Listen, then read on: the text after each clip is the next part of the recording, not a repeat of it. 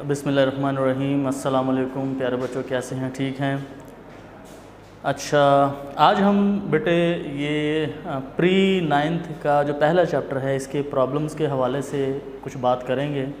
इससे पहले हमने इसकी एक्सरसाइज सॉल्व की थी, वो आपने देखी होगी। तो इसमें जो पहला क्वेश्चन है प्रॉब्लम्स में, वो फर्स्ट क्वेश्चन है express the following quantities using prefixes. कुछ क्वांटिटीज़ दी गई हैं और उनको हमने प्रीफिक्सेस के ज़रिए रिप्रेजेंट करना है, यानी प्रीफिक्सेस का यूज़ करना है। प्रीफिक्सेस हमने पढ़े हैं, आपको लेक्चर प्रोवाइड किया गया था जिसमें नैनो, माइक्रो, मेगा, पीको, इस तरह के जो भी 10 की पावर्स थी, सब मल्टीपल्स एंड सब मल्टीपल्स की बात हमने की थी। तो पहली जो क्वांटिटी हमारे पास है वो 5000 ग्राम है, 5000 ग्राम। तो इसको हमने यहाँ पर ये यूनिट यूज़ हुआ है, कोई प्रीफिक्स यूज़ नहीं हुआ। लिहाजा जब भी हम किसी क्वांटिटी को प्रीफिक्सेस की फॉर्म में लिखते हैं तो हम क्वांटिटी को पहले साइंटिफिक नोटेशन के इस्तेमाल से उसको स्टैंडर्ड फॉर्म में कन्वर्ट करते हैं। जब हम उसको साइंटिफिक नोटेशन में स्टैंडर्ड फॉर्म में कन्वर्ट करते हैं तो हमारे पास एक 10 की पावर आ जाती है, और फिर उस 10 की पावर के अगेंस्ट जो प्रीफिक्स बनता है वो प्रीफिक्स हम वहाँ पर प्लेस कर देते हैं। तो इस तरह से क्वांटिटी को हम in the form of prefixes जो है वो रिप्रेजेंट कर सकते हैं। अब मिसाल के तौर पर इसका डेसिमल यहाँ है, ठीक है ना। जिसका डेसिमल गिवन ना हो क्वांटिटी का, उसका decimal right most right side पर होता है। यहाँ से उठाकर मैं ये रेफरेंस पॉइंट पर लाऊंगा तो डेसिमल ने 3 डिजिट्स 3 ज़ीरोज़ क्रॉस किए हैं, तो मेरे पास 10 की पावर 3 आ जाएगी। ठीक है, डेसिमल में यहाँ लगा भी दूँ तो भी ठीक है, नहीं लगाऊँ तो भी ठीक है। तो इसका मतलब यही है कि ये 3 ज़ीरोज़ की बजाय मैंने 10 की पावर 3 लिख दिया है। अब 10 की पावर 3 जो है वो इसके अगेंस्ट कौन सा प्रीफिक्स हम यूज़ करते हैं? किलो। तो 10 की पावर 3 किलो के बराबर होता है, तो के लगा दिया, किलोग्राम। यहाँ से ये बात बिल्कुल क्लियर हो गई है कि ये जो मतलब किलो है ये 10 की पावर 3 की जगह पर लिखा गया है। लिहाजा ये 5 किलोग्राम यानी 5000 ग्राम जो है वो इज इक्वल टू है 5 किलोग्राम। पार्ट बी में ये हमारे पास पावर दी गई है वॉट में, ठीक ना। 2 के साथ 6 ज़ीरोज़ लगाए गए हैं, 2 के साथ 6 ज़ीरो। अब इसका डेसिमल भी यहाँ है। साइंटिफिक नोटेशन को इस्तेमाल करते हुए मैं डेसिमल को यहाँ से उठाकर यहाँ लाऊंगा तो डेसिमल ने कितने डिजिट्स क्रॉस किए, कितने ज़ीरोज़ क्रॉस किए? 3 ये और 3 ये, 6। तो ये आ जाएगा 2 × 10⁻⁶। ठीक है, अब 6 के अगेंस्ट हम कौन सा प्रीफिक्स यूज़ करते हैं? That is mega. हमने प्रीफिक्सेस वाले लेक्चर्स में पढ़ा था कि 10⁶ जो है वो मेगा के इक्वल होता है, और मेगा को कैपिटल M से रिप्रेजेंट किया जाता है। लिहाजा इस 10 की पावर 6 की जगह पर हमने कैपिटल M लिख दिया, तो ये हो गया 2 मेगावाट। ठीक है ना, यहाँ कोई प्रीफिक्स इस्तेमाल नहीं हुआ था, अब ये प्रीफिक्स से हमने इसको रिप्रेजेंट कर दिया है। यानी प्रीफिक्स को इस्तेमाल करके हमने इतनी बड़ी वैल्यू को छोटी वैल्यू में तब्दील कर दिया है। उसके बाद सी पार्ट है 52 × 10⁻⁻10 किलोग्राम। ठीक है, अब ये यहाँ पर देखें पहले से एक प्रीफिक्स मौजूद है किलो, तो इसको हम फाइनल जब प्रीफिक्सेस में लिखेंगे तो हमें पहले इस प्रीफिक्स को भी ख़त्म करना होगा। लिहाजा इसको पहले मैंने कन्वर्ट कर लिया साइंटिफिक नोटेशन में। यहाँ इसका डेसिमल है तो इसको उठाकर मैं यहाँ ले आया, तो 5.2 × 10⁻, जब डेसिमल राइट से लेफ़्ट की साइड मूव करेगा तो 10 की पावर पॉजिटिव हमें मिलेगी। ये मैं लिखा हूँ 10 की पावर 1 पॉजिटिव। ये 10 की पावर गिवन थी, और ये किलो की बजाय मैंने किलो की जगह पर 10 की पावर 3 लिख दिया है, क्योंकि अगर मैं प्रीफिक्सेस में इसको लिखना चाहता हूँ तो पहले मुझे जो पहले से मौजूद प्रीफिक्सेस हैं उनको भी ख़त्म करना होगा। तो 5.2 आ गया। अब ये बेस, ये भी 10, ये भी 10, ये भी 10, एक बेस सेलेक्ट कर लिया और बाकी सारी पावर्स उस पर शिफ्ट कर दी। ये 1 भी शिफ्ट हो गया, -10 भी शिफ्ट हो गया, 3 भी शिफ्ट हो गया, और जब इनको मैं कैलकुलेट करूँगा यानी ये 1 + 3 4 हो गया, और ये -10 तो -6 आ गया। -6 जो है वो इसके अगेंस्ट कौन सा प्रीफिक्स इस्तेमाल होता है? माइक्रो। तो लिहाजा 2.5 माइक्रोग्राम आ गया ये। ठीक है, इस तरह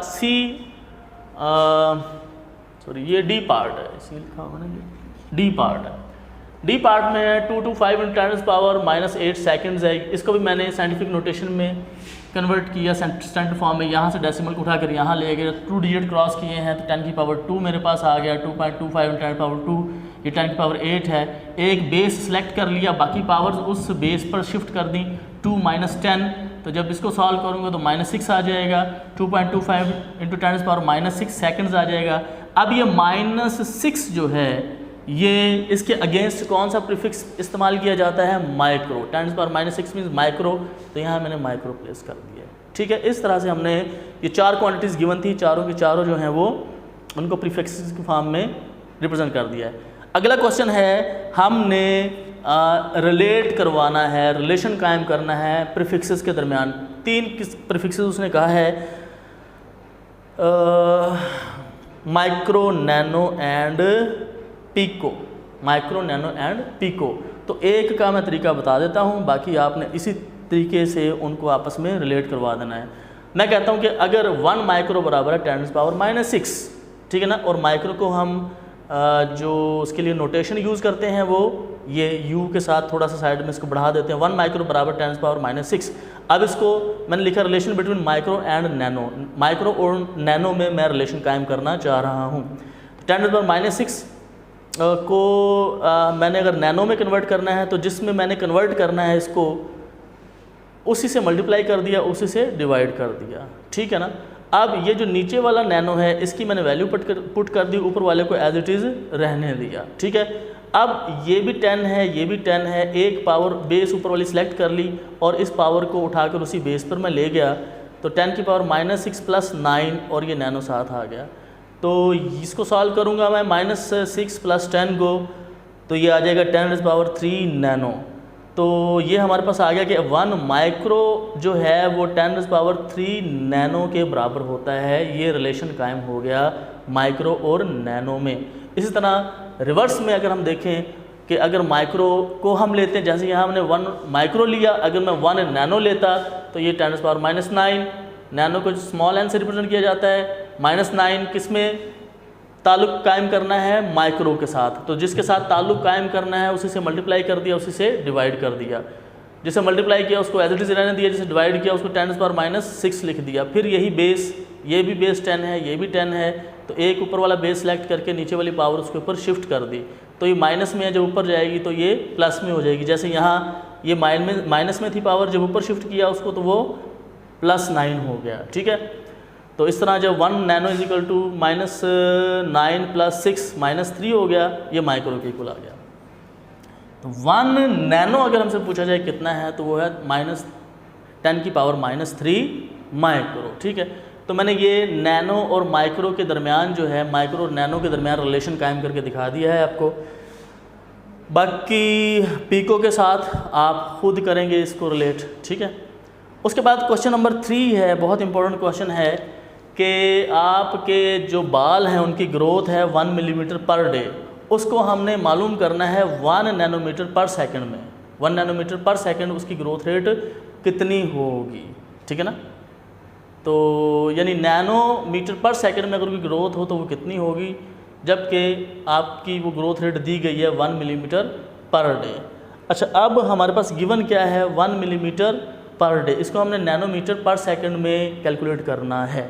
ठीक है, तो हमने ये ले लिया, गिवन हमारे पास है 1 मिलीमीटर पर डे। तो ये 1 मैंने एज इट इज़ लिख दिया। ये मिली की जगह पर कितना लिख दिया मैंने? 10⁻3, क्योंकि 1 मिली बराबर होता है 10⁻3। और मीटर हमें चाहिए। ठीक है ना, तो मीटर को हमने नहीं छोड़ा, मीटर को एज इट इज़ रहने दिया। और नीचे हमें सेकंड चाहिए, तो डे को, इस डे को हमने सेकंड्स में कन्वर्ट करके ये लिख दिया है 86400। यानी डे को सेकंड में कन्वर्ट करें तो किस तरह होगा? एक दिन में 24 घंटे और 60 मिनट, एक घंटे में 60 सेकंड एक मिनट में। तो ये कितना आएगा? मल्टीप्लाई करेंगे तो 86400 सेकंड्स। ठीक है, अब हमें चाहिए नैनोमीटर पर सेकंड में। तो मीटर भी है और सेकंड भी है हमारे पास, नैनो नहीं है। तो ऊपर मीटर के साथ, क्योंकि हमें नैनोमीटर चाहिए, तो मीटर के साथ नैनो को मल्टीप्लाई कर दिया और नैनो से ही डिवाइड कर दिया। ठीक है ना। अब ये नैनोमीटर हमें चाहिए, लिहाजा इसको एज इट इज़ रख लिया और इस नैनो की वैल्यू पुट कर दी मैंने, ये देखें यहाँ पर 10⁻⁹, ठीक है ना।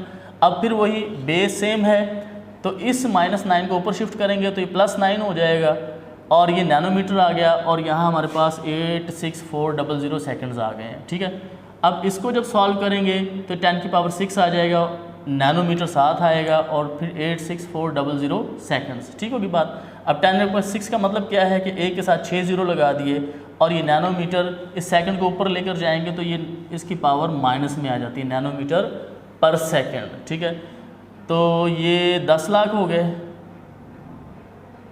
10 लाख को डिवाइड कर दिया 86400 से, ठीक है ना। तो इसका आंसर जब आप डिवाइड करेंगे तो 11.57 नैनोमीटर पर सेकंड आएगा। तो इस तरह से अगर नैनोमीटर पर सेकंड में हम निकालेंगे तो 11.57 नैनोमीटर पर सेकंड आएगा और अगर एक दिन के हवाले से हम देखें उसकी ग्रोथ तो 1 मिलीमीटर पर डे आएगी। तो ये इक्विवेलेंस कायम हो गई, ठीक होगी बात। तो ये न्यूमेरिकल आ जाता है बाज़ औक़ात, तो आप इसको अच्छे तरीके से समझें, देखें, ठीक है। नेक्स्ट लेक्चर के साथ इंशाल्लाह फिर हाज़िर होंगे। अल्लाह हाफ़िज़।